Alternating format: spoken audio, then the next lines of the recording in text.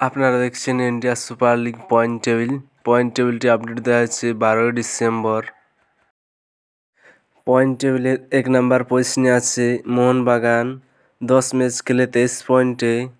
2 নম্বর পজিশনে আছে Bengaluru FC 11 match খেলে 23 পয়েন্টে। 3 নম্বর পজিশনে আছে পাঞ্জাব এফসি 9 ম্যাচ খেলে 18 পয়েন্টে। 4 নম্বর পজিশনে আছে এফসি গোয়া 10 ম্যাচ খেলে 18 পয়েন্টে। 5 নম্বর পজিশনে আছে উড়িষ্যা এফসি 11 ম্যাচ খেলে 16 পয়েন্টে। 6 নম্বর পজিশনে আছে নর্থ ইস্ট ইউনাইটেড 11 ম্যাচ খেলে 15 পয়েন্টে। 7 নম্বর পজিশনে আছে চেন্নাইন এফসি 12 ম্যাচ খেলে 15 পয়েন্টে।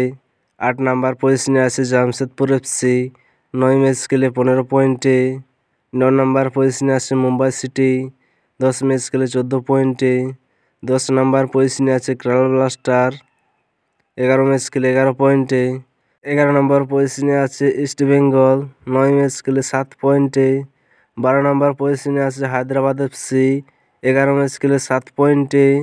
13 নম্বর পজিশনে আছে মোহামেডান এফসি 10 ম্যাচ খেলে 5 পয়েন্টে।